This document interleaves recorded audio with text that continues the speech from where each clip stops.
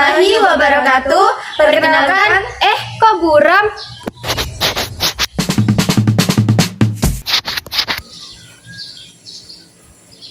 Halo guys, perkenalkan nama saya Ratnasari. Saya dari kelas 11 TKJA.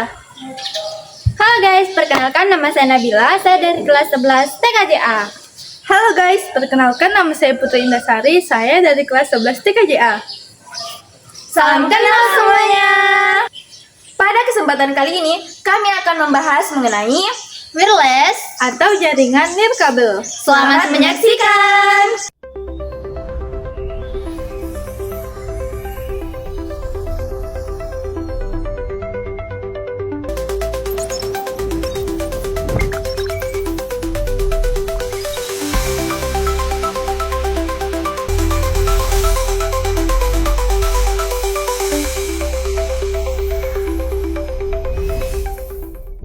Jaringan nirkabel atau wireless adalah teknologi yang menghubungkan dua atau lebih perangkat yang saling berkomunikasi dan bertukar data tanpa menggunakan kabel fisik.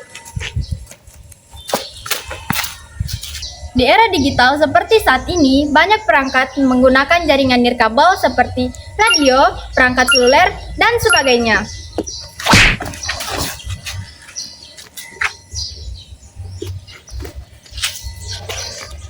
Jaringan nirkabel menggunakan gelombang elektromagnetik.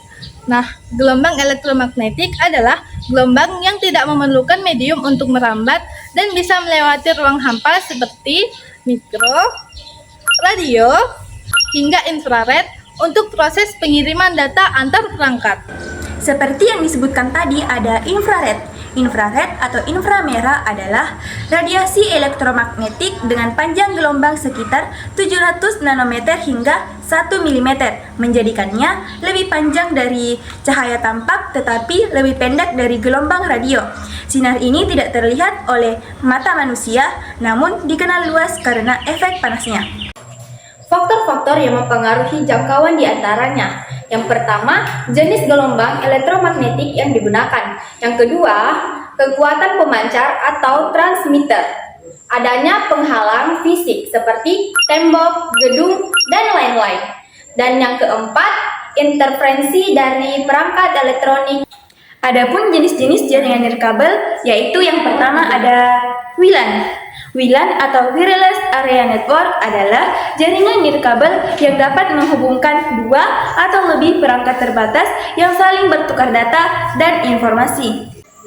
Yang kedua, WIMAN atau Wireless Metropolitan Area Network adalah jenis jaringan nirkabel yang menyediakan konektivitas dalam area geografi lebih luas dibandingkan WLAN. Biasanya mencakup area metropolitan seperti kota atau wilayah pinggiran kota. Yang ketiga ada WWAN, Wireless Wide Area Network, yang dapat digunakan dalam area geografis yang sangat luas, yang melintasi batas kota, provinsi, bahkan negara. Yang keempat, sedangkan Wireless Personal Area Network adalah jenis jaringan nirkabel yang menghubungkan perangkat-perangkat jaringan yang berada dalam jangkauan radius 10 meter atau kurang. Komponen jaringan nirkabel.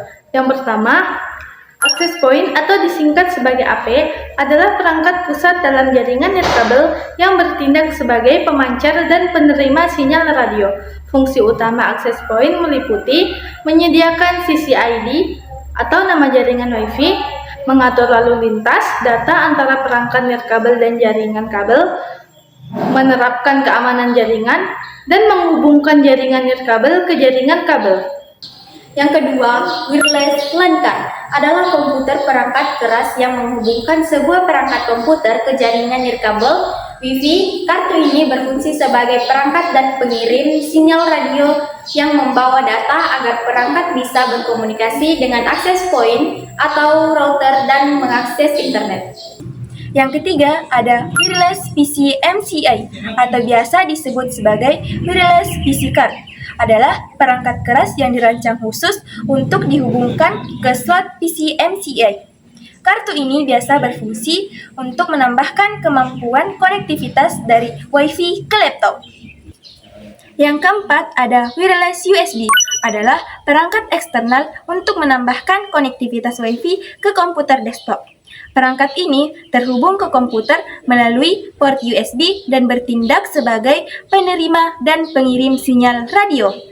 Adapun manfaat jaringan nirkabel yang pertama, bisa diakses di mana saja dan kapan saja. Yang kedua, instalasi yang mudah. Yang ketiga, mudah menambahkan perangkat yang baru. Yang keempat, keamanannya yang terjamin. Kelebihan jaringan nirkabel 1. Mudah dikembangkan dan diperbaiki ketika mengalami gangguan. 2. Tidak membutuhkan peralatan atau kabel yang mahal. 3. Maintenance lebih terjangkau. 4. Dapat menjangkau daerah-daerah yang terpencil. 5. Tidak membutuhkan tempat yang luas. Dan yang keenam, kecepatan transfer stabil meski tanpa kabel.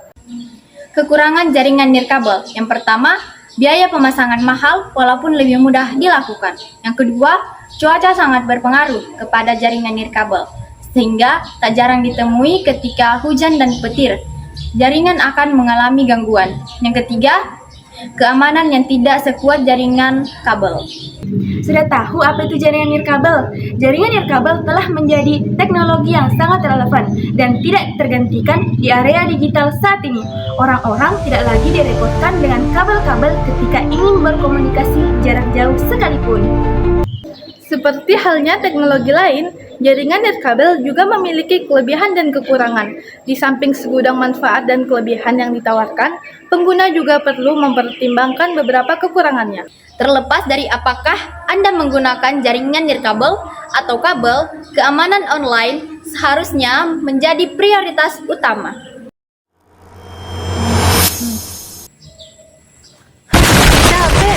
Akhirnya selesai juga. Itulah video penjelasan mengenai wireless. Sekian dari kami. Wassalamualaikum warahmatullahi wabarakatuh. See you, bye.